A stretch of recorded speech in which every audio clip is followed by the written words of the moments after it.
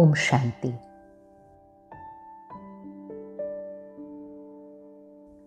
अपने शरीर को रिलैक्स कीजिए।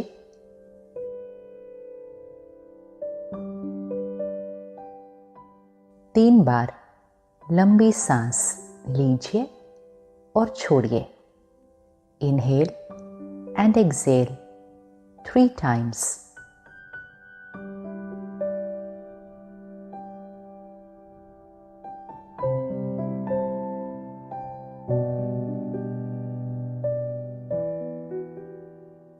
Inhale and exhale.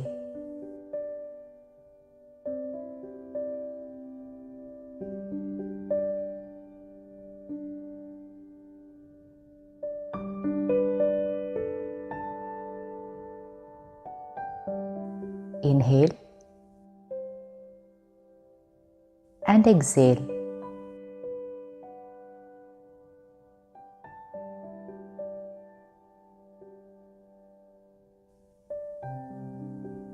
आपका शरीर रिलैक्स्ड है। अपने ध्यान को भ्रिकुटी के बीच केंद्रित कीजिए।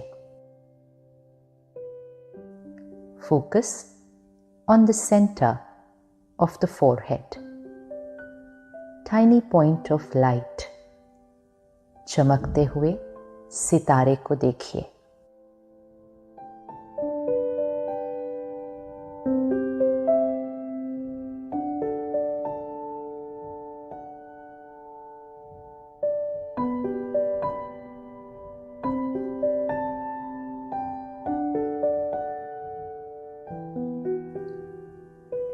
इसको देखते हुए धीरे धीरे ये चिंतन कीजिए।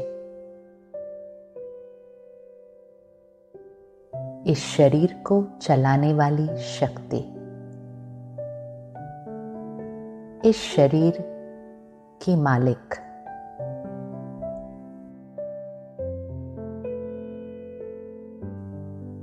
मैं आत्मा हूं।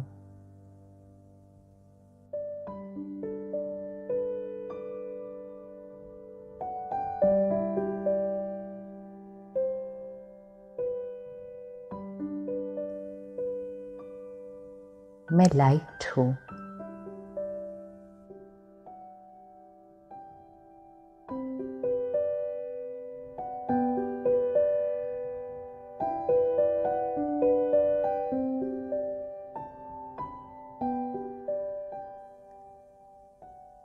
मैं एनर्जी हूं।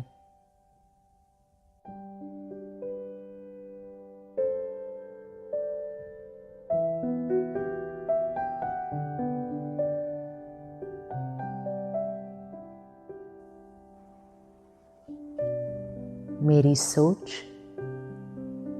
और भावनाएं मेरे शरीर पर प्रभाव डालती हैं।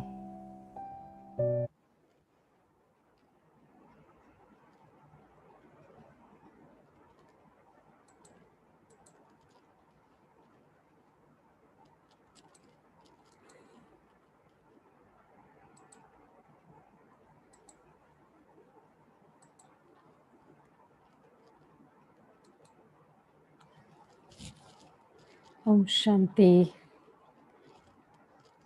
गुड मॉर्निंग और गुड इवनिंग। चलो अब 1-2 मिनट कंटिन्यू करते जो भी सुन रहे थे।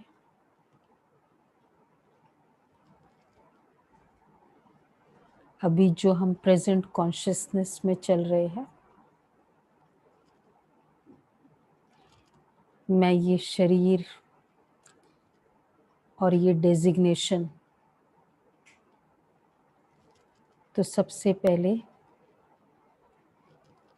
अपना ऊपर का डेजिग्नेशन हम उतार दें। मैं चेयरमैन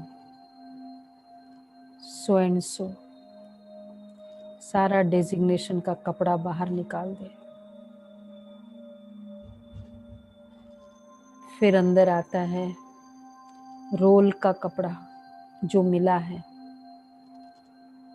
मैं फादर, मदर, ब्रदर, सिस्टर, आखिर मैं माँ हूँ, आखिर मैं पिता हूँ, ये वाला रोल भी कुछ समय के लिए ये कपड़ा निकाल के बाहर रख दे। विजुअलाइज करे जैसे मैंने पूरा ये निकाल दिया है। ये अभी मैं नहीं हूँ। सारे टाइटल्स बाहर निकाल के रख दे। अब बचा है शरीर। अब ये शरीर भी बाहर निकाल के रखेंगे कुछ समय के लिए। मेल हूँ, फीमेल हूँ, बाहर निकाल के रखा। अब बची मैं आत्मा, point of light, pure energy, जो ये सब कपड़ों को धीरे धीरे एक्वायर किया था। मैं वो आत्मा डायमंड हूँ। इस आत्मिक कॉन्शियसनेस में अब मुरली सुनेंगे। मैं आत्मा हूँ, मैं आत्मा हूँ, मैं आत्मा हूँ। ओम शांति।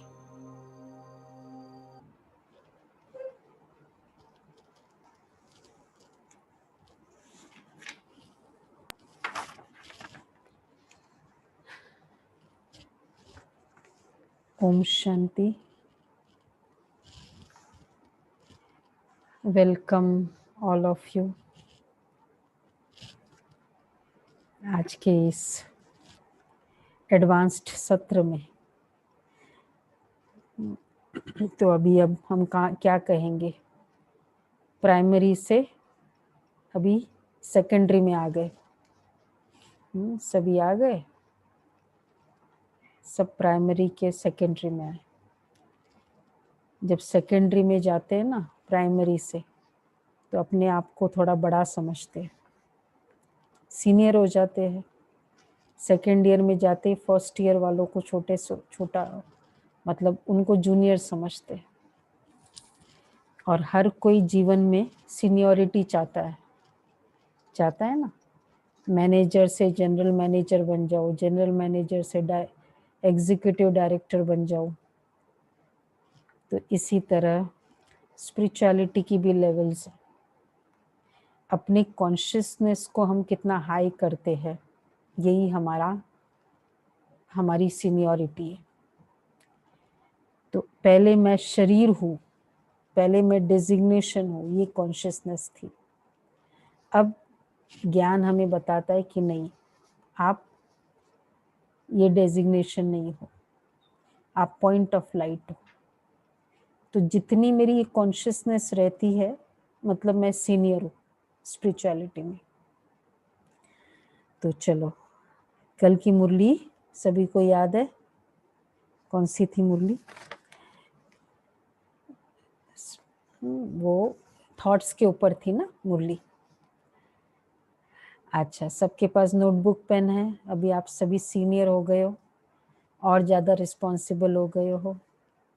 और रिस्पॉन्सिबल का मीनिंग ये है, सब अपना वीडियो भी ऑन करेंगे। सबसे रिक्वेस्ट है, एकदम हम स्कूल डेज को वापस लेकर आएंगे। Notebook pen, video on, Shiv Baba हमारा टीचर एकदम सामने, आप चित्र देख रहे हो।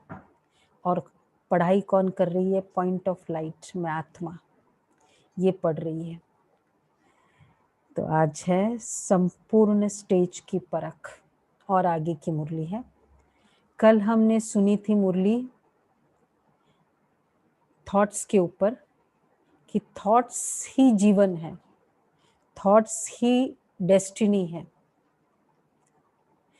और एक्चुअली देखा जाए, सारा डर है किसमें है, खुशी है किसमें है, किसको कहेंगे खुशी, किसको कहेंगे डर, ये सब थॉट्स है, संकल्प है।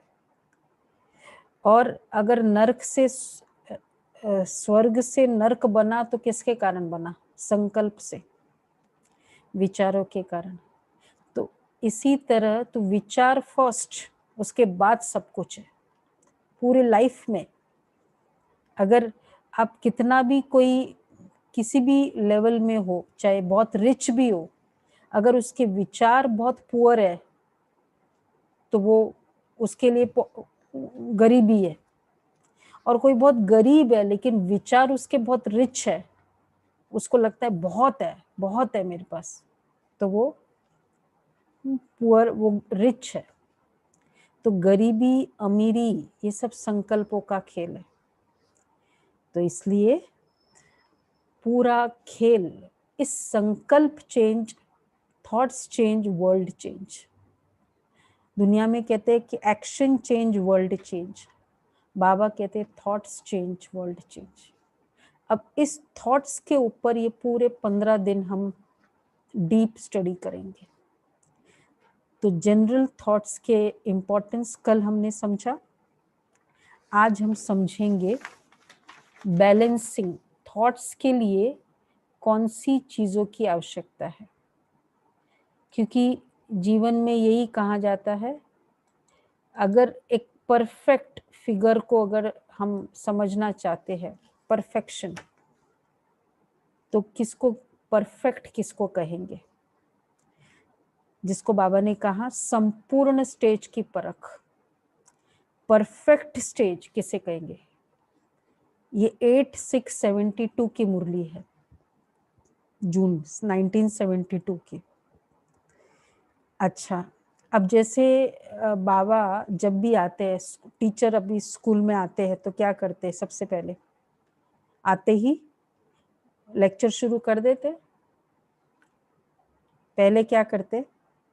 पूछते हैं, ऐसा ही होता है, यही स्टाइल है।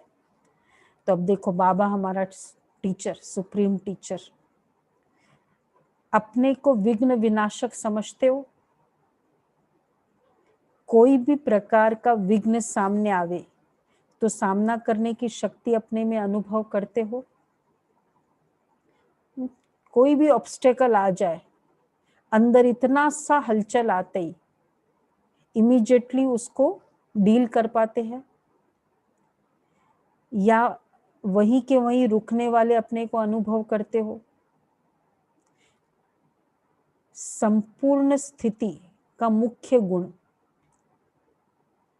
प्रैक्टिकल कर्म में वह स्थिति में क्या दिखाई देता है? एक परफेक्ट स्टेज, किसको हम कहेंगे ये तो बड़ा परफेक्ट पर्सन है? ये कौन से गुण से दिखाई देता है कि परफेक्ट पर्सन है? कौन सा गुण से दिखाई देगा? आपको क्या लगता है?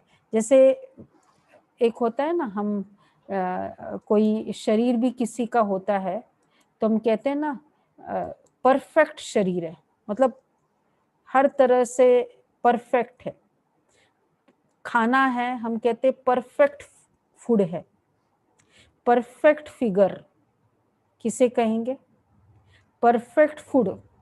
अगर आपको कुछ भी ख्याल आता है चैट में लिखते जाओ।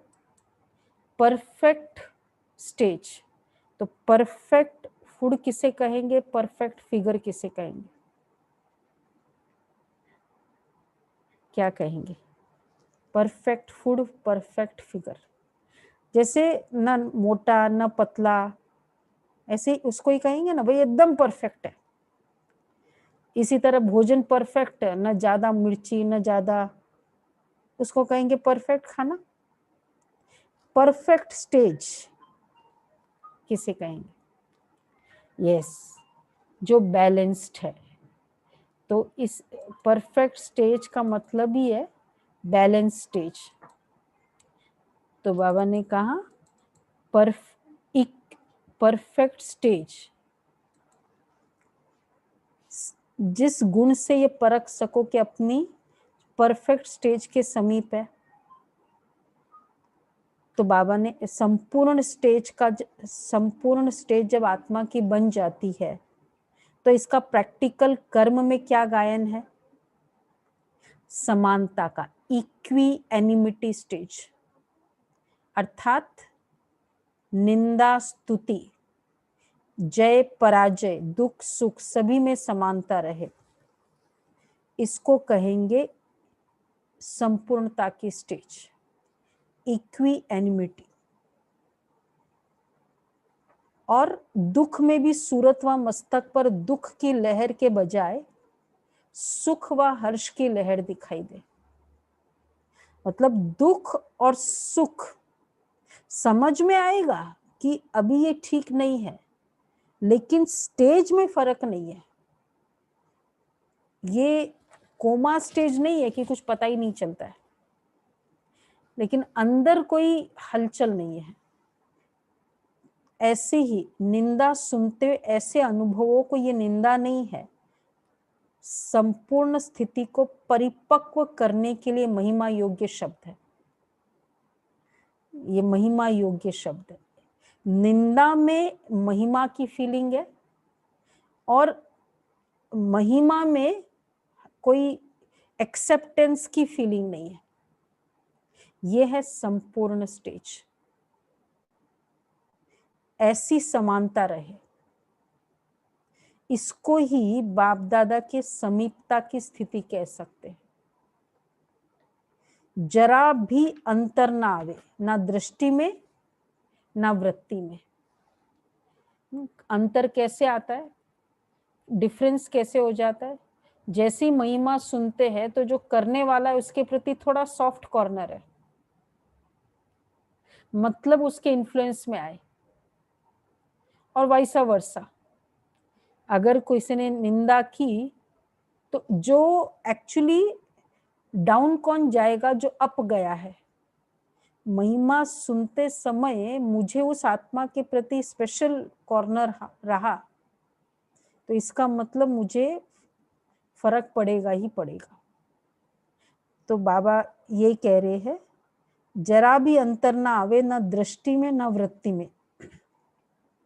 यह दुश्मन है वह गाली देने वाला है, यह महिमा करने वाला है, यह वृत्ति न रहे। शुभ चिंतक आत्मा की वृत्ति व कल्याणकारी दृष्टि रहे। सिर्फ वेल विशर, गुड विशेस। तो ये दोनों प्रति एक समान, इसको कहा जाता है समानता। वृत्ति, एटीट्यूड। देखो समवेयर थॉट्स में हम कहेंगे कोई बात नहीं, कोई बात नहीं ना, निंदा कोई करता है ना, कोई बात नहीं, लेकिन समवेयर उसके प्रति एक हेट्रेड आ जाता है, और वाइसा वर्सा। तो बाबा ये कह रहे हैं, शुभ चिंतक आत्मा की वृत्ति रहे, एटीट्यूड, इसको कहेंगे इक्वी एनिमिटी, समानता। अब समानता के लिए क्या चाहिए, ये है मेन जिस्ट इस मुरली का। अब उसके लिए क्या क्या चाहिए? हम कहते तो है कि सब में समान रहे, निंदा स्तुति सुनते आए हैं, ये तो बहुत कॉमन वर्ड है। उसके लिए क्या चाहिए? समानता। समानता मतलब बैलेंस ठीक ना होने के कारण अपने ऊपर बाप द्वारा ब्लिस नहीं ले पाते। तो समानता का मतलब ही है बैलेंस। जितना बैलेंस अनइन्फ्लुएंस्ड होगा, बैलेंस। तो बाबा देखो क्या कह रहे हैं, जैसे एक रस स्टेज अनइन्फ्लुएंस्ड, तो वो जो इन्फ्लुएंस्ड नहीं होगा वो एक रस, अंदर में रस एक ही है। ये बहुत सारे रस उनका होता है जो इन्फ्लुएंस्ड हो जाता है। तो ये बाबा कह रहे हैं, अगर अपने ऊपर, तो इसको कहा जाता है समानता। बाप ब्लिसफुल है ना, अगर अपने ऊपर ब्लिस करनी है या बाप की ब्लिस लेनी है, तो इसके लिए एक ही साधन है, सदैव दोनों बातों का बैलेंस ठीक रहे। जैसे बैलेंस किसे कहेंगे? अब देखो आज बाबा ने 5 बैलेंसेस बताए। जीवन में अगर ये 5 बैलेंसेस आ जाए लाइफ में, जीवन कैसा हो जाएगा। जैसे स्नेह और शक्ति, लवफुल एंड लॉफुल, दोनों का बैलेंस ठीक रहे। लवफुल भी हो, जहां लॉ की जरूरत है, लॉ मतलब क्रोध नहीं, लॉ मतलब स्ट्रिक्टनेस नहीं, लॉ मतलब डिसिप्लिन टुवर्ड्स द सेल्फ, अपने प्रति लॉफुल, स्वयं के प्रति डिसिप्लिन। तो जैसे स्नेह और शक्ति दोनों का बैलेंस ठीक रहे, तो बाप की ब्लिस, तो जो लॉफुल होगा वो लवफुल होगा। लॉफुल खुद के प्रति, लवफुल दूसरे के प्रति। फर्क है। हम लोग कभी कभी इम्बैलेंस क्या हो जाता है, स्वयं के प्रति सॉफ्ट कॉर्नर, कोई बात नहीं, आज नहीं उठाना, कोई बात नहीं, आज मैंने क्रोध कर लिया, कोई बात नहीं। दूसरों के प्रति लॉफुल हो जाते हैं, होता है ऐसा। स्वयं को काफी रिलैक्सेशन दे सकते हैं, लेकिन दूसरों के प्रति लवफुल। तो लॉफुली लवफुल, इसको बाबा कहते हैं। जैसे अगर मैंने आज एक्सपेक्टेशन रखी, कुछ ऐसा किया, तो अपने प्रति बड़ी स्ट्रिक्टनेस। तो बाबा ये कह रहे हैं दोनों का बैलेंस ठीक रहे तो अपने आप को ब्लिस व बाप की ब्लिस मिलती रहेगी। बैलेंस ठीक रखने नहीं आता है। जैसे वह नट होते हैं ना, जो सर्कस में ये करते हैं काम, नट, उनकी विशेषता क्या होती है? देख रहे हैं ना, इसमें क्या स्पेशलिटी है? इसमें चलते हम सभी है, हम ऑल द वे जाते हैं ये सर्कस में देखने, चलना, लेकिन क्या होती है इसकी स्पेशलिटी?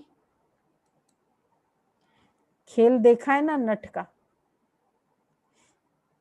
उन बैलेंस की बात साधारण होती है, कमाल बैलेंस की होती है।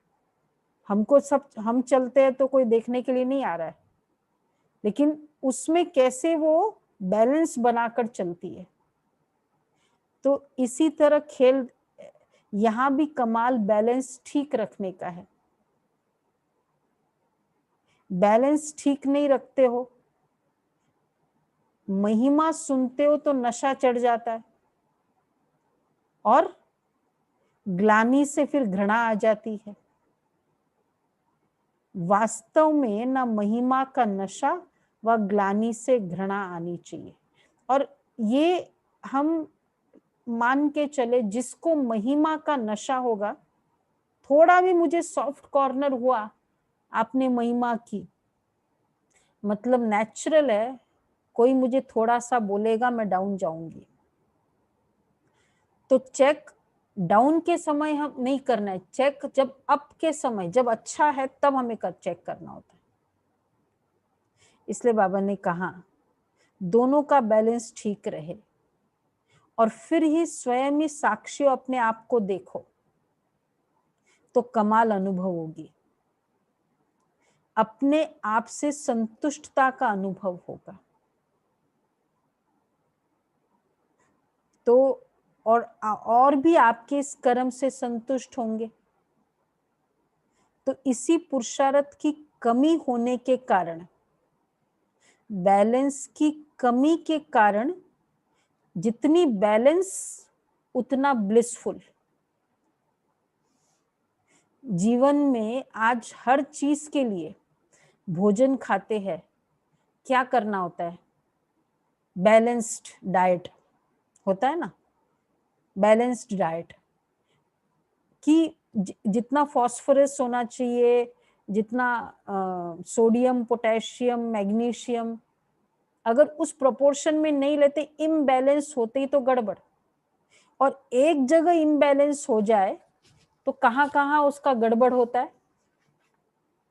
एक जगह भी इम्बैलेंस हो तो अगर थोड़ा सा शुगर का इम्बैलेंस हो तो उसके कारण किडनी पर असर होता है, किडनी का इम्बैलेंस हो फिर लिवर का, मतलब कितने सारे ऑर्गन्स में इम्पैक्ट आता है उसका। इसलिए बाबा कहते हैं कि यहाँ भी कमाल बैलेंस की है। तो बैलेंस ठीक नहीं रखते हो तो बैलेंस ठीक रखने से वास्तव में ना महिमा का नशा व ग्लानि से घृणा आनी चाहिए, दोनों में बैलेंस ठीक रहे, फिर स्वयं ही साक्षी अपने आप को देखो तो कमाल अनुभव होगी। इसी पुरुषार्थ की कमी होने के कारण ब्लिसफुल लाइफ जो होनी चाहिए वह नहीं है। अच्छा, दूसरा बैलेंस, ये फर्स्ट बैलेंस है loveful and lawful. Lawful not anger और लवफुल नॉट अटैचमेंट। तो प्यार और अटैचमेंट में फर्क है। प्यार अर्थात अटैचमेंट मतलब ही जैसे मैं पकड़ के रखा है, प्यार मतलब ही फ्री छोड़ा हुआ है, क्योंकि प्यार में शुभ भावना होती है, अटैचमेंट में शुभ भावना नहीं होती, मेरे जैसे करो तुम। इसलिए अटैचमेंट मतलब आई, प्यार मतलब यू। आई कंसेप्ट होता है मुझे अच्छा जो लगे, और प्यार मतलब तुमको जो अच्छा लगता है। इसलिए प्यार मतलब गिविंग, अटैचमेंट मतलब टेकिंग, मुझे जो चाहिए, प्यार मतलब देना। तो अभी हम अटैचमेंट को ही प्यार समझ रहे हैं। प्यार स्पिरिचुअल फीलिंग है, अटैचमेंट फिजिकल फीलिंग है। ये शरीर से कनेक्टेड है, कहीं ना कहीं स्वार्थ से कनेक्टेड है। प्यार हमेशा निस्वार्थ होता है। तो ये स्टार्ट हमारा प्यार से होता है बहुत सब रिलेशनशिप में, पर हो अटैचमेंट जाता है। यहां स्पिरिचुअलिटी हमें हेल्प करती है। तो बाबा इसलिए सबसे पहले जब सोल की फीलिंग होगी ना, तब पता चलता है ये भी बच्चा कौन है, सोल है, ये बेटी कौन है, सोल है। तो सोल की फीलिंग से सोल का प्यार होता है, सोल लव बोलते हैं ना, सोल मेट बोलते हैं। सोल मेट कहां से हुआ, है फीलिंग बॉडी की और सोल मेट। तो इसलिए सोल होगी कि फीलिंग होगी तो प्यार होगा। तो बाबा इसलिए कहते हैं। अब दूसरा बैलेंस है न्यारा एंड प्यारा। न्यारा भी रहो, डिटैच्ड और लविंग। डिटैच्ड तुम्हारा प्रवृत्ति मार्ग है ना। अब डिटैच्ड किसे कहेंगे, यूनिकनेस। डिटैच मतलब दूर जाना, विद्रॉ करना, आइसोलेट हो जाना, ये डिटैचमेंट नहीं है, ये तो फिजिकल सेपरेशन है, दूर हो जाना, डिस्टेंसिंग। बाबा हमें सिखाता है डिटैचमेंट मतलब अनइन्फ्लुएंस्ड नेचर। तो जितना न्यारा अर्थात हम ग्रुप में हैं। अब जैसे नॉन वेज सब आप भोजन कर रहे हैं, सब लोग नॉन वेज खा रहे हैं, आप अपने प्रिंसिपल्स में चलेंगे, ठीक है। और ऐसा भी नहीं कि कंपनी नहीं देंगे, कंपनी भी देंगे, पर अपने प्रिंसिपल्स में चलेंगे। तो ये है डिटैचमेंट। तो बाबा कह रहे हैं तो अब क्या करना पड़े, न्यारा और प्यारा तुम्हारा प्रवृत्ति मार्ग है ना। ये ज्ञान हमको प्रवृत्ति में रहना सिखाता है, ये निवृत्ति मार्ग वालों का संन्यास मार्ग नहीं है। ये प्रवृत्ति का मतलब ही है सबके साथ रहना। बाबा कहते तुम्हारा, अब देखो आप सेंटर लाइफ भी हमारी जो होती है, हम 2 बहनें, 3 बहनें, 4 बहनें, डिपेंड सेंटर के हिसाब से इकट्ठी रहती है। बल्कि बड़े सेंटर पे 15-15 का फैमिली मेंबर है हमारे, भाई भी है, माताएं भी है, बहनें भी है। घर में आप लोग मैक्सिमम कितने रहते होंगे, 2 या 3 या 4, बस इतने ही ना, इससे ज्यादा है किसी के घर में? 4 या 5 से ज्यादा? आजकल तो पेरेंट्स साथ में रहते तो भी जॉइंट फैमिली हो गई, और हम यहाँ 15-15, मतलब 10, 5-6 तो मिनिमम है, इतने तो रहते ही रहते। और फिर अगर बड़ा है 150 रिट्रीट सेंटर है ओआरसी में। मधुबन में कितने हैं? एक कॉम्प्लेक्स में, मतलब 3-4 कॉम्प्लेक्स है, 1000 इकट्ठे रहते। तो किस में ज्यादा पावर है, अकेले रहने में या इकट्ठे रहने में? शक्तिशाली कहाँ बनना पड़ता है? इतने सारों के बीच में रहकर। बाबा हमको प्रवृत्ति मार्ग सिखाता है। भागना तो बहुत इजी है, छोड़ना बहुत इजी है।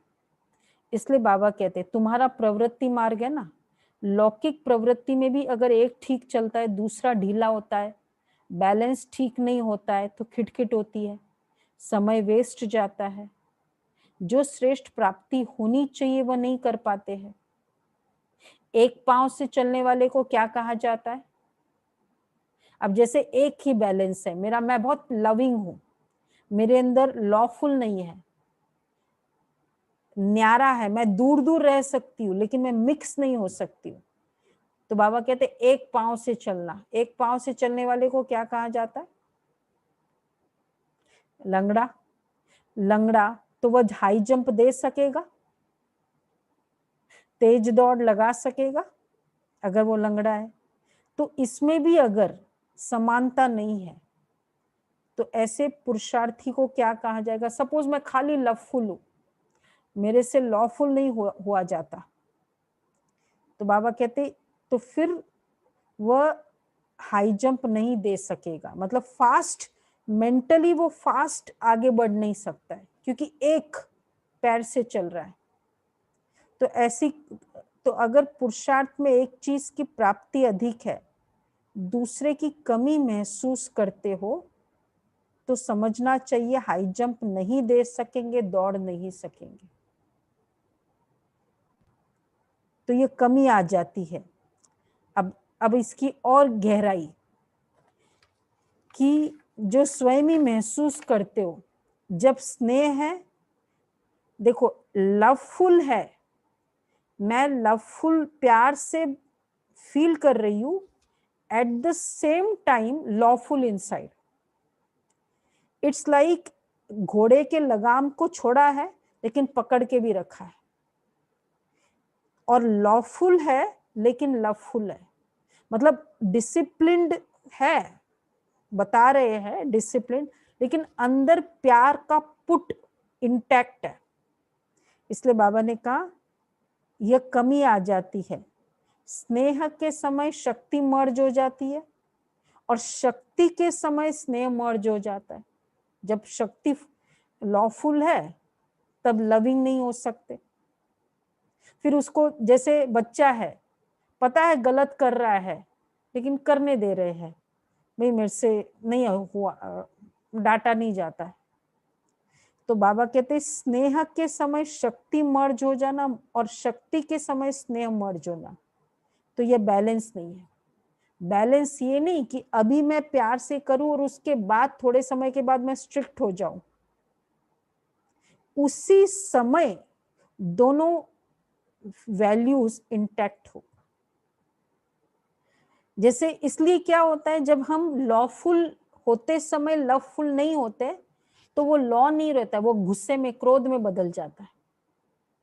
अंदर वो सिंपैथी, गुड विशेस, प्यार का मतलब क्या है? सिंपैथी, गुड विशेस इंटैक्ट हो। इसी तरह अंदर जब हम लवफुल हो तब लवफुल हो तब अंदर डिसिप्लिन इंटैक्ट हो। ये नहीं फिर ठीक है जो मर्जी करने दो, ये बाबा कहते हैं। तो कमाल, तो बैलेंस ठीक नहीं रहा ना, एक समय एक जोर है, दूसरे समय पर दूसरा जोर है तो भी दूसरी बात, लेकिन एक ही समय पर दोनों बैलेंस ठीक रहे, इसको कहा जाता है संपूर्ण, परफेक्ट। एक मर्ज हो, दूसरा इमर्ज होता है, तो प्रभाव एक का पड़ता है। जैसे अगर मतलब डिसिप्लिन एनफोर्स कर रहे हैं तो लोग क्या कहेंगे, बहुत क्रोध वाला है, बड़ा सीरियस है। एक ही का इम्पैक्ट पड़ता है जो ज्यादा है। अच्छा, अब बाबा ने एक एग्जाम्पल दिया, देखो देवियों के चित्र में क्या दिखाई देता है।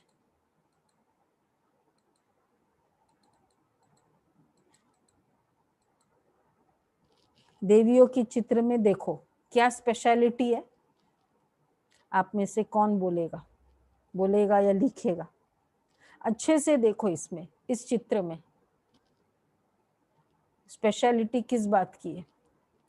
जो भी हाथ दिखाए हैं, चेहरा दिखाया है, इसमें देखो क्या स्पेशलिटी है, क्या दिखाई दिया चित्र में? शक्ति स्वरूप। अच्छा, और नेत्र कैसे दिखाई देते? हाँ, वरदान देते हुए, और एक हाथ में तलवार भी है ना, खड़ग भी है मारने का सारा कुछ, और इधर ब्लेसिंग भी है। और नेत्रों में कैसा है? माँ, हम यही बोलते हैं ना, माँ। तो आज मैं इधर साथ में गन लेकर बैठूं, बहने गन लेकर बैठे बाजू में, और वैसे बहुत लविंग हो, आंखों से बहुत प्यार है, इधर मैं वरदान भी दूं और साथ में गन भी लेकर बैठे, कैसे लगेगा आपको वो चित्र? आपको डर लगेगा, ये क्या है, ये कोई चित्र है? तो पर देवियों की ये खड़ग वाला चित्र तो हम बहुत पूजा करते हैं। तो एक्चुअली फिजिकली ऐसा कोई गन लेकर बैठे, जो ये अच्छा भी नहीं लगता है। और वैसे भी जो खुद इतना पावरफुल है, उसको तलवार लेने की क्या जरूरत है? जिसके संकल्पों से काम हो सकता है उसको तलवार क्या चाहिए? पर ये सिंबॉलिक है। बाबा कहते हैं शक्तियों के चित्रों में दो गुणों की सदैव समानता दिखाते हैं, स्नेही भी और शक्ति रूपी।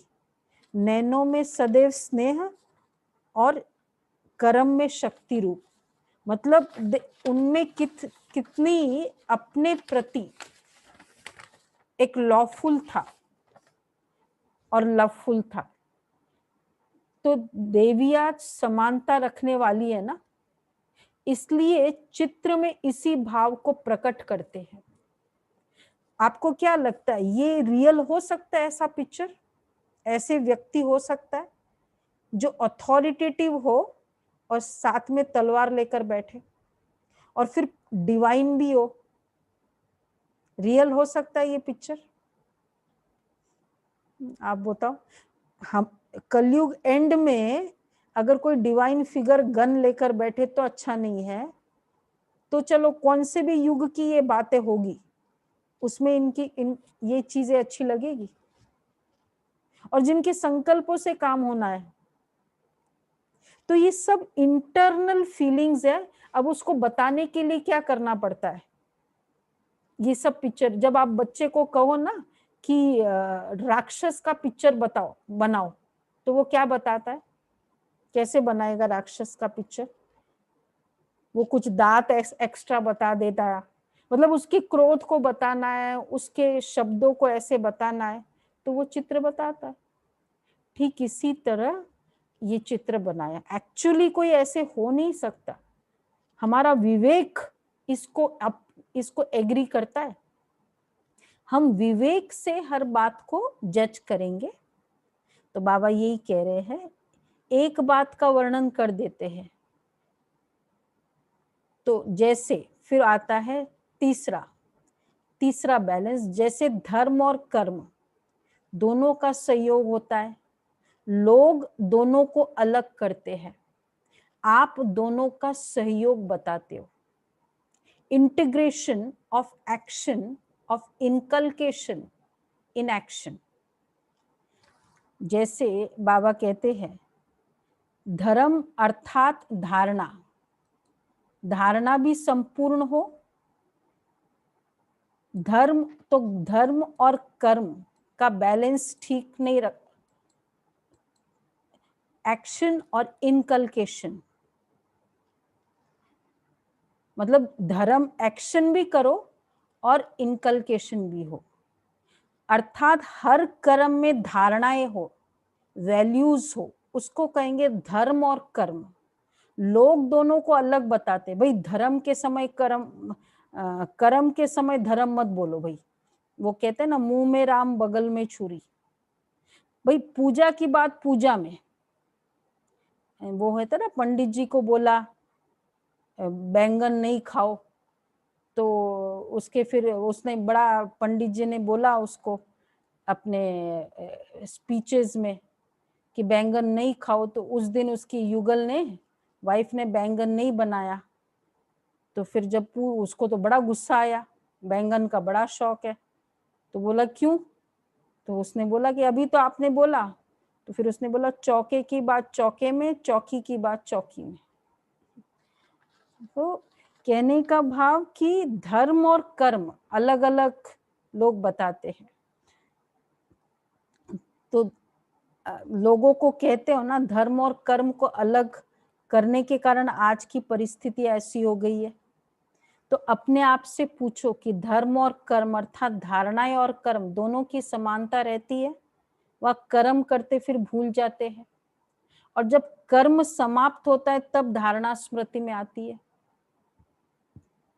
और जब बहुत कर्म में बिजी रहती हूँ उस समय इतनी धारणा भी रहती है। बिजी है उस समय माइंड एक सेकंड के लिए, या उस समय पूरी माइंड हमारे कंट्रोल में, और माइंड में योग मेडिटेटिव स्टेज है, उस समय चाहिए होता है ना। तो धर्म अर्थात धारणा, जब धारणा भारी है तो कर्म हल्का हो जाता है, ऐसा तो नहीं है ना। अब जब हम योग में बैठते हैं तब धारणा, तब कर्म अच्छा नहीं लगता है, और जब कर्म में हो तब फिर योग की बातें उस समय नहीं चलता है। इसको बैलेंस कहेंगे। इनफैक्ट दोनों की फाइनल हमारा लेवल है, शायद आज अभी आपके लिए बहुत हाई लेवल है, जो योग के समय, अब अभी हम मेडिटेशन करते हैं, उस समय हमारी मेंटल स्टेज कैसी होती है? बहुत पीसफुल, नहीं, एक काम कूल। यही स्टेज जब कर्म के समय हो तब समझो कर्म योगी। योग की स्थिति और कर्म की स्थिति की में इक्विएनिमिटी, ये जो कर्म की स्थिति में हलचल और योग की स्थिति में शांति, तो इसका मतलब मेरी शांति कितनी हुई? 1 घंटा या आधा घंटा या 2 घंटा, और फिर 20 आवर्स क्या हो गया? तो दोनों की स्थिति ये लेवल पर हम पहुंच जाते। आप हम सब देखेंगे, अपना पैरामीटर चेक करते जाएंगे 15 दिन में। आज हमने ये सीखा, अब मुझे इसका बैलेंस कैसे करना है, होमवर्क लास्ट में रहेगा। तो बाबा कह रहे हैं तराजू का दोनों तरफ एक समान चलता रहे तब तराजू का मूल्य होता है, नहीं तो तराजू का कोई मूल्य नहीं।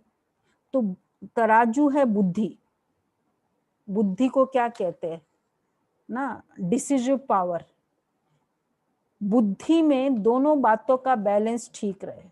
जब बुद्धि में हर समय बैलेंस ठीक रहेगा तो उसको कहेंगे श्रेष्ठ बुद्धिवान, दिव्य बुद्धिवान, तेज बुद्धिवान, नहीं तो साधारण बुद्धि। बुद्धि भी साधारण तो कर्म भी साधारण। बैलेंस्ड बुद्धि is equal to divine intellect. जितनी बैलेंस्ड बुद्धि, तो साधारणता में समानता नहीं लानी है, लेकिन श्रेष्ठता में समानता लानी है। इसी को कहेंगे महान आत्मा कर्मयोगी, इसको कहेंगे कर्म योगी। इंटीग्रेशन ऑफ योग इनटू इन कर्म, इस कहेंगे कर्मयोगी। अच्छा, तो ऐसे कर्मयोगी बने हो, है ऐसे हम कर्मयोगी। अब नेक्स्ट है, फोर्थ बैलेंस है, एकांतवासी भी और साथ साथ मिलनसार भी हो, सॉरी रमणीकता भी हो। सॉलिट्यूड का नेचर और जॉली नेचर दोनों हो। एकांतवासी, कहाँ एकांतवासी और कहाँ रमणीकता, शब्दों में तो बहुत अंतर है, लेकिन संपूर्णता में दोनों की समानता है। जितना एकांत में रमणीकता गायब नहीं होनी चाहिए। जब हम सॉलिट्यूड में होते हैं ना, अब मैं ना हंसी मजाक नहीं कर सकती हूँ, मजाक तो नहीं करना होता है, लेकिन एक जॉली नेचर, फिर कुछ किसी को वो कुछ कहो तो एकदम गुस्सा आता है, तो सॉलिट्यूड का रिजल्ट है क्रोध। तो फिर वो सॉलिट्यूड, मतलब सॉलिट्यूड में हम बहुत भगवान को याद कर रहे हैं और मुझे किसी ने छेड़ा, क्रोध आया, तो इसका मतलब क्या हुआ? एकांत में रमणीकता गायब नहीं होनी चाहिए। और आप जब रमणीकता में आते हो ना, अच्छा अब जब हम बहुत हंसी मतलब खुशी है में है, बातचीत कर रहे हैं, तो कहते हो अंतर्मुखता से नीचे आ गए। अब मैं ज्यादा मतलब अब मैं शांत नहीं रह सकती हूँ, क्योंकि अगर मैं चुप भी बैठ जाऊं तो मुझे वही याद आएगा जो अभी बहुत बोल रहे थे। और अंतर्मुखता में आते हो तो कहते हो आज रमणीकता कैसे हो सकती है, अब मेरे से बोला नहीं जाता है। लेकिन दोनों साथ साथ हो। वो उसलिए तब नहीं होता है क्योंकि हम ज्यादा बोल देते हैं ना बोलते समय, तो फिर अगर मैं चुप भी रहूं तो वो शब्द ही गूंजते हैं। इसलिए विल्स्ट जॉली मेरी अंतर्मुखता कायम है, और विल्स्ट अंतर्मुखता मेरी जॉली नेचर कायम है। तो इसको दोनों साथ साथ हो, अभी अभी एकांतवासी, अभी अभी रमणीकता। हमारे यहाँ जब प्रोग्राम्स होते हैं, जैसे 9 to 10 नाइट में माउंट आबू जाते हैं, तो इवनिंग में प्रोग्राम होता है, तो शाम को कल्चरल प्रोग्राम होता है 9 से 10, तो अच्छे डांस है, ड्रामा है, ये सब होता है। और एकदम होने के बाद फिर लास्ट में 10 मिनट्स डीप साइलेंस। तो जब नए आते हैं तो अभी अभी इतनी आवाज और अभी अभी एकदम साइलेंस, पूरा रेड लाइट और सब एकदम डीप साइलेंस में चले गए। ये पावर है। तो बाबा ये हमें सिखाता है, ऐसे भी नहीं सिर्फ। अच्छा, तो ये हो गया नेक्स्ट बैलेंस। तो नेक्स्ट है सॉलिट्यूड और मिक्सिंग नेचर, जॉली नेचर। और नेक्स्ट है सीरियसनेस, गंभीरता और मिलनसार। ऐसे भी नहीं सिर्फ गंभीर मूर्त हो, मिलनसार अर्थात सर्व के संस्कार और स्वभाव से मिलने वाला। गंभीरता का अर्थ यह नहीं कि मिलने से दूर रहे। जैसे कोई बहुत सीरियस होता है ना, उसको वो सबके साथ मिक्स नहीं हो सकता है। कोई भी बात अति में अच्छी नहीं होती। कोई बात अति में जाती है तो उसको क्या कहते हैं? उसको तूफान कहा जाता है। एनी गुण इन अति, एक गुण तूफान मिसलो। जैसे शांति है, टू मच शांति है, क्या कहेंगे? तूफानी शांति नहीं, वो स्टॉर्मी साइलेंस है, वो एक्चुअली साइलेंस नहीं होता है। तो कोई बहुत ज्यादा सीरियस है तो वो एक्चुअली सीरियस का गुण नहीं होता है, वो तो डरावना हो जाता है। तो बाबा यही कह रहे हैं कि कोई भी बात अति में अच्छी नहीं होती है। कोई बात अति में जाती तो उसको तूफान कहा जाता है। एक गुण तूफान मिसल हो, दूसरा मर्ज हो, तो अच्छा लगेगा नहीं। तो ऐसे अपने में पावरफुल धारणा करनी है, जैसे चाहो वहां अपने को टिका सको। ऐसे नहीं कि बुद्धि रूपी पांव टिक ना सके। बैलेंस ठीक ना होने के कारण टिकते नहीं है। जब पैर टिकते कब नहीं है? जब बैलेंस उसमें बैलेंस नहीं होता, मतलब उसमें ताकत नहीं होती है। तो जब ताकत नहीं होती तो क्या होता है? कोई चीज हिलता जुलता रहता है। तो जब चाहो, आज मेरी बुद्धि, हम सबकी कंप्लेन क्या है बुद्धि के लिए? भटकता है किसी की कंप्लेन बुद्धि की? किसी की भी कंप्लेन है? नहीं है ना, यहाँ तो नहीं है, सब स्थिर बुद्धि है। नहीं है। देखो ये भी क्वेश्चन है। तो कहीं ना कहीं मेरी इम्बैलेंस है, बुद्धि स्थिर नहीं। जैसे वो लोटा है, वो कब गुड़कता है? वो लुढ़कता रहता है ना। हाँ, तो बैलेंस ठीक ना होने के कारण टिक नहीं सकते, कब कहाँ गिर जाते हैं, वह हिलते जुलते हैं। ये बुद्धि की हलचल होने का कारण समानता नहीं है, अर्थात संपन्न नहीं है। कोई भी चीज अगर फुल हो तो उसके बीच में कभी हलचल हो नहीं सकती। अब ये हिलता जुलता कब है? क्योंकि बैलेंस नहीं है। बैलेंस के लिए क्या चाहिए उसमें? जैसे फुल पानी भरा होता है ना, तो टिका रहता है। तो बुद्धि में भी कोई भी चीज अगर फुल हो तो उसके बीच में कभी हलचल हो नहीं सकती। हलचल तब होती है जब कमी होती है। अर्ध जल गगरी छलकत जरे। जब आधा भरा होता है ना तो आवाज होता है, वो छलकता है। तो बुद्धि में भी व्यर्थ संकल्पों की व माया की हलचल तब मचती है जब फुल नहीं है। तो जितना आप देखेंगे, हम सबका अनुभव है, ज्ञान आप भरते जाएंगे। बुद्धि का खुराक क्या है? मन का खुराक है श्रेष्ठ संकल्प, ये उसका भोजन है। श्रेष्ठ इंफॉर्मेशन, ये बुद्धि का भोजन है।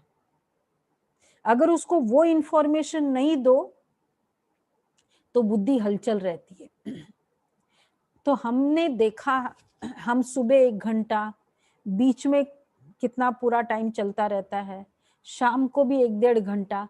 तो ये बुद्धि को हम क्या कर रहे हैं? फुल करते जा रहे हैं। तो फिर वो टिकी रहती है। शरीर है, उसको भोजन नहीं दो तो क्या हो जाएगा? ठीक इसी तरह तो हलचल होनी, तो अपने आप को किसी भी हलचल से बचाने के लिए संपन्न बनते जाओ। संपूर्ण स्थिति व संपूर्ण स्टेज व संपूर्ण वस्तु का प्रभाव न निकले, यह हो नहीं सकता। तो जितना हलचल न होगा तो वो संपन्न बनता जाएगा, complete, full is equal to complete. और जितना कंप्लीट है वो परफेक्ट है। तो full, complete and perfect. Perfect के लिए कंप्लीट चाहिए, कंप्लीटनेस के लिए फुल चाहिए। और फुल के लिए भरना होता है, दूध भी फुल चाहिए। तो बाबा कहते हैं चंद्रमा भी, अब देखो चंद्रमा भी जब कला कम हो जाती है तो क्या होता है? तो ना चाहते हुए भी, जब 16 कला संपूर्ण हो जाता है तो ना चाहते हुए भी अपनी तरफ आकर्षित करता है। और जब कला कम होती है तो किसका अटेंशन नहीं जाता है? क्रेसेंट मून होता है ना, तो ध्यान नहीं जाता है। और जब फुल मून होता है तो इमीडिएटली ऊपर देख के ध्यान भी जाता है और मन खुश भी हो जाता है। तो जब संपूर्ण हो जाता है तो ना चाहते हुए भी सभी का अटेंशन जाता है। कोई देखे ना देखे, लेकिन देखने में जरूर आता है। इसके पीछे का 872 के लिए इसके पीछे का नहीं है 72। हाँ 72 की लेके आओ, 72 की। तो चंद्रमा की भी कला जब कम होती है तो किसी का ध्यान नहीं जाता है।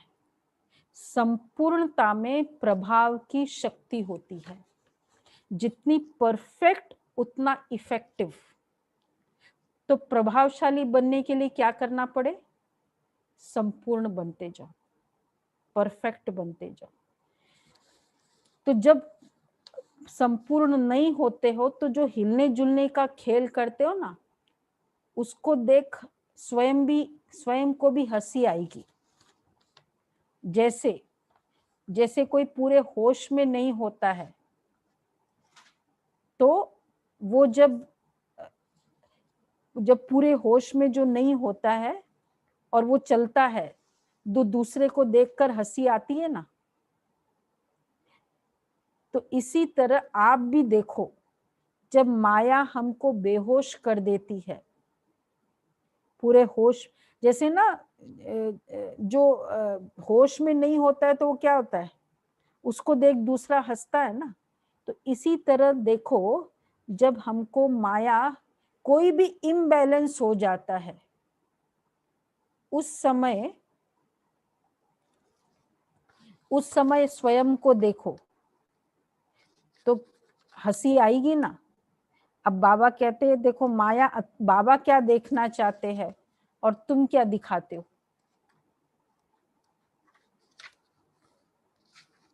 अगर बैलेंस ठीक नहीं होता है तो हिलने जुलने का जो खेल करते हो वो साक्षी हो देखो तो अपने ऊपर बड़ी हंसी आई। जैसे कोई अपने पूरे होश में नहीं होता है तो उनकी चलन देख हंसी आती है। तो जब माया भी हमें थोड़ा बहुत बेहोश कर देती है, अपनी श्रेष्ठ स्मृति का होश गायब कर देती है, तो उस समय चाल कैसी होती है। थोड़ा सा भी क्रोध आया, उस समय मन की चाल देखो। अब रिव्यू करो, आज किसी ने क्रोध किया? अच्छा, आज कोई थोड़ा दुखी हुए, थोड़ा सा दुखी हुए, कोई न्यूज सुनी, मन थोड़ा ऊपर नीचे हुआ? अच्छा नहीं, वंडरफुल, बहुत अच्छा ग्रुप है फिर तो। थोड़ा सा हुआ तो अभी उस समय अपने आप को देखो, आज अभी रिकॉल करो तो क्या लगता है। नहीं, उस दुखी स्टेट में हम जो कुछ बोल देते, कोई भी इन्फ्लुएंस हो जाएंगे वो स्टेट में।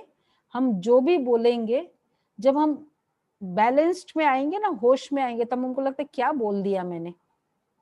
इवन बहुत खुश होता है ना व्यक्ति, फिर बोलता रहता है, ये भी रॉन्ग। बाबा इसलिए कहते हैं, तो उस समय साक्षी हो देखो तो अपने ऊपर हंसी आएगी। बाप दादा क्या देखना चाहते हो उसको भी तुम जानते हो। जब जानते हो, मानते हो, फिर चलते क्यों नहीं हो। तराजू के 3 कोने ठीक हो, जैसे एक टेबल है, उसका 3 कोना है, अगर एक कोना भी ठीक नहीं हो तो क्या हो जाएगा टेबल का? क्या होगा? हिलता जुलता रहेगा। तो इसी तरह जानते हो, मानते हो। अब ये चीज अच्छी लगी आज बाबा ने जो कहा, अच्छा मान भी गए और वर्णन भी करेंगे। अब देखो आप घर में बताएंगे भी कुछ कि हाँ आज ये बात अच्छी लगी। तो फिर कुछ चलते हो, कुछ नहीं चलते हो। चौथा कोना है चलना, जानना, मानना, वर्णन करना। फोर्थ कोना है चलना। कुछ चलते हो, कुछ नहीं चलते हो, तो कमी आ गई ना। तो इस कमी को भरने का प्रयत्न करो। तो ऐसे ही नॉलेजफुल और पावरफुल, इन दोनों का बैलेंस रखो। तो ऐसे मास्टर नॉलेजफुल, ब्लिसफुल और इतना ही केयरफुल आत्माओं को नमस्ते। तो ये है बैलेंस। तो बाबा पूरी मुरली में बैलेंस सिखाता है। अगर ये सब बैलेंसेस लाइफ में आ जाए तो क्या हो जाएगा? क्या हो जाएगा? परफेक्ट हो जाएगा ना बैलेंस। तो परफेक्ट मतलब एक आइडियल लाइफस्टाइल जिसमें बैलेंस हो। आज हम रिकॉल करते हैं साइलेंस में।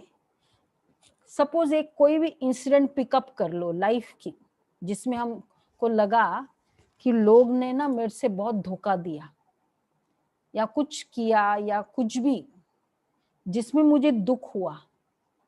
उस इंसिडेंट को पिकअप करो, उसका एक्सरे करो और देखो।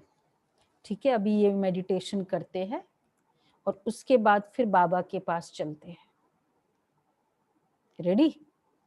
Any questions? कोई क्वेश्चंस है? नहीं?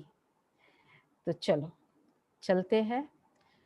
पहले जो बाबा ने अभी बताया बैलेंस का, तो अपने इससे पूरे जीवन में देखो, रिकॉल करो। कोई भी इंसिडेंट हुआ जिसमें मैं कहती हूँ कि लोगों ने मेरे से धोखा दिया या मुझे दुख हुआ, एक इंसिडेंट को पिकअप करो एकदम साइलेंस में। कोई मेरी नहीं सुनता है, मुझे क्रोध आता है, डीपली देखे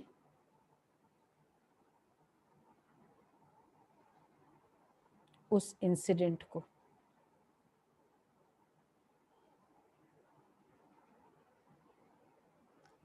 रिवाइंड करे, या मेरा टाइम बहुत वेस्ट गया, कोई फोन आ गया और फिर मुझे रिकॉल करती हूँ तो बहुत दर्द होता है, मेरा टाइम वेस्ट गया। देखिए उस इंसिडेंट में क्या प्रॉब्लम थी, कौन सी इम्बैलेंस थी। गहराई से सोचने से पता चलेगा।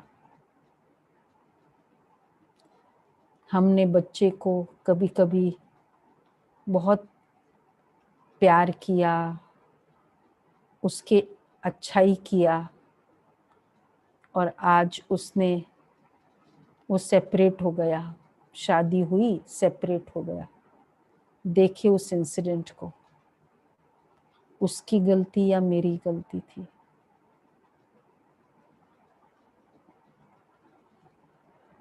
गहराई से सोचने पर पता चलेगा कि कहीं न कहीं हम अटैचमेंट में आकर इम्बैलेंस कर दिया था।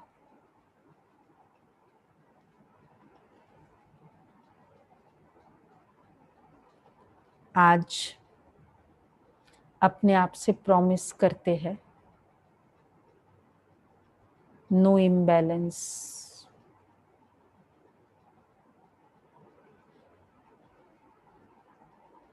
पांचों बैलेंसेस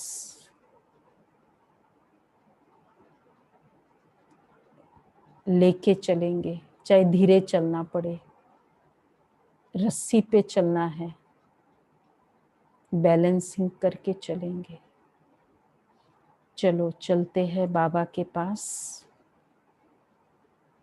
मैं आत्मा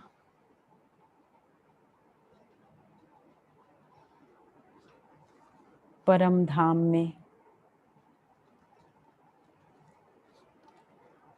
चलते हैं।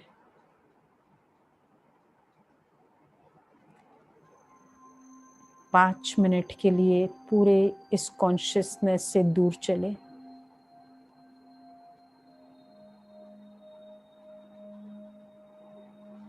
मैं पॉइंट ऑफ लाइट,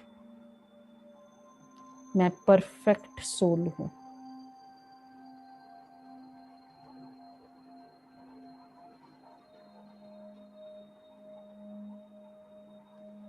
अपने बुद्धि रूपी नेत्र को, विजुअलाइजेशन को एक्टिव रखेंगे। चलते हैं ऊपर। शरीर यहीं छोड़ा हुआ है, अपने घर चलते हैं। क्योंकि जो थॉट हमने संकल्प लिया है उसको ऑथराइज कर देंगे, स्टैंपिंग कर देते हैं परमात्मा के द्वारा। परम धाम चले, golden red light world.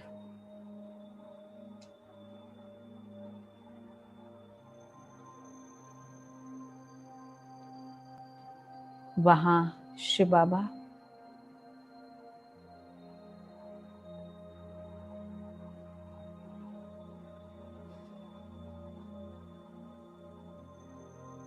Point of light,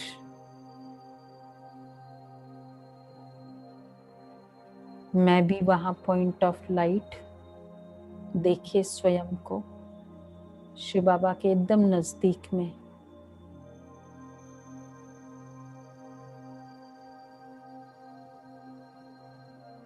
और बाबा से मुझे किरणें आ रही है।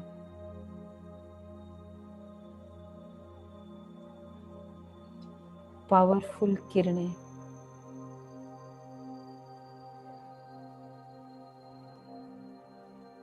साइलेंस, पीस की, शांति की, प्रेम की, आनंद की।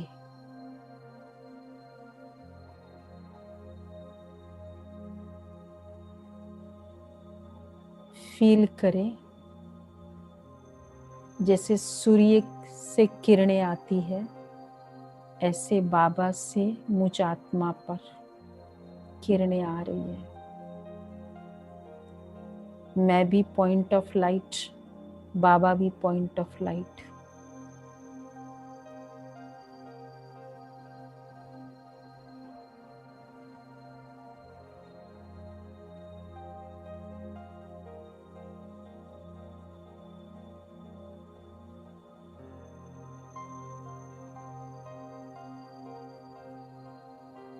प्योर स्वीट साइलेंस,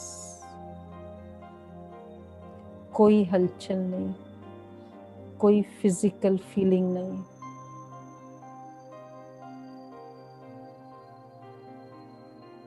इस तरह बाबा से शक्ति लेकर अब मैं आत्मा धीरे धीरे नीचे आ जाती।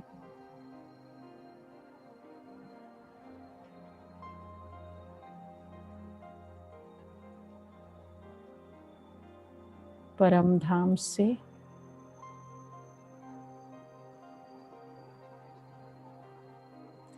बाबा को संकल्प दे रहे हैं, बाबा आज से लेकर कल तक सब कर्म में बैलेंस रखेंगे।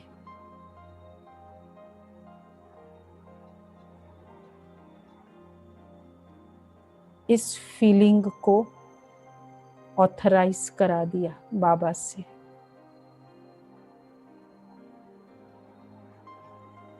और अब धीरे धीरे नीचे परम धाम, उल्टा झाड़, उससे नीचे स्पेस है, स्पेस से नीचे आकाश, और अब आकाश से नीचे धीरे धीरे शरीर पड़ा है, उसके अंदर प्रवेश कर लिया।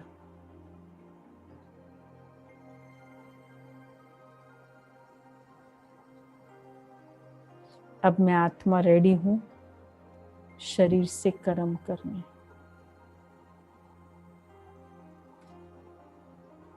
अंदर क्लियर है, बैलेंस्ड होके चलेंगे। ओम शांति, ओम शांति।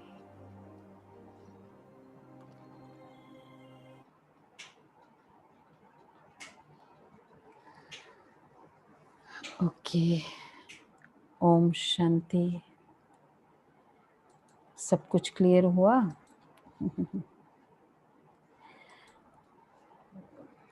तो एनी क्वेश्चंस? Thank you. कोई क्वेश्चन नहीं? सब संतुष्ट? थोड़ा क्लियर हुआ, थोड़ा क्लियर पूरा हुआ?